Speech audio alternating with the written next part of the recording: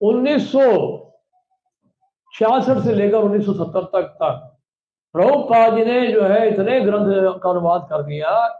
श्रीमद् भागवतम इसमें 18,000 श्लोक हैं, उसका अनुवाद प्रभुपाद जीवन के अंतकाल तक करते रहे, जीवन के अंतकाल तक छोड़ा नहीं उन्होंने। दशम स्कंद तक किया अनुवाद, 13वें अध्याय। इसका अध्याय, ये जो ग्रंथ है ना, ये हाथ में मेरे है, इसमें 13वां अध्याय है। उस अध्याय में जो तात्पर्य है वो प्रभुपाद जी ने लेटे लेटे किया था अंतिम समय में, आप पढ़ सकते हैं।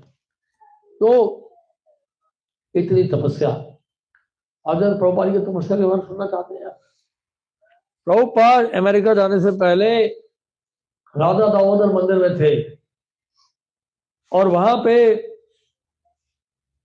बहुत कष्ट में थे, अकेले, बिल्कुल कोई सहारा नहीं, कोई साथ में नहीं। संन्यास तो ले लिया था लेकिन बिल्कुल अकेले रहते।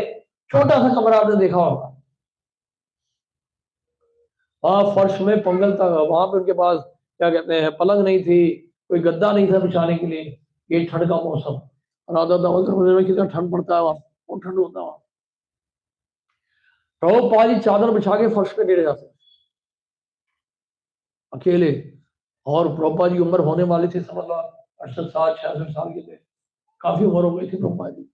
उनके गुरु भाई आए थे मथुरा से, जिनसे प्रभुपाद ने संन्यास लिया था। उन्होंने आके बोला प्रभुपाद जी को, महाराज जी आप अपने पलंग क्यों नहीं बिछाते हैं, कोई गद्दा क्यों नहीं बिछा लेते, आप फर्श क्यों लेटे हैं, ठंड का मौसम है, आप बीमार पड़ जाएंगे, आप अभी वृद्ध हो रहे हैं। जानते प्रभुपाद ने क्या बोला, आप सुनिए। प्रभुपाद ने बोला, 1935 में राधा कुंड के तट पे मेरे गुरु महाराज ने कहा, जब भी आपको धन मिले पुस्तकें छापना, और जब भी मुझे धन मिलता है अपने पुस्तकों को बेचकर वितरण करके, वो धन मैं बचाना चाहता हूँ और पुस्तकें छापने के लिए। ये धन मैं अपने ऊपर खर्चा नहीं करना चाहता। यानी कि प्रभुपाद अपने लिए पलंग नहीं ले रहे हैं, गद्दा नहीं ले रहे हैं बिछाने के लिए, और जो धन बचा हुआ है उससे ग्रंथ छापना चाहते हैं प्रभुपाद, क्योंकि उनके गुरु महाराज ने कहा। ये थी प्रभुपाद जी की तपस्या, समझे, इन ग्रंथों को लिखने के लिए। ये ग्रंथों में इतना धन है, प्रभुपाद जी ने कहा, रात को जब मैं जागता हूं तो स्वयं कृष्ण मेरे पास आके खड़े होते हैं और वो लिखवाते जाते हैं और मैं लिखता जाता हूं। प्रभुपाद जी के शब्द है। क्योंकि एक विदेश में एक रिपोर्टर आया था, उसने कहा, स्वामी जी बाइबल में ओल्ड टेस्टामेंट है, न्यू टेस्टामेंट है। ओल्ड टेस्टामेंट में दिया हुआ है, उसमें 10 कमांडमेंट्स आते हैं। जो क्रिश्चियंस होते हैं उनके लिए 10 कमांडमेंट्स बहुत ही इंपॉर्टेंट है। और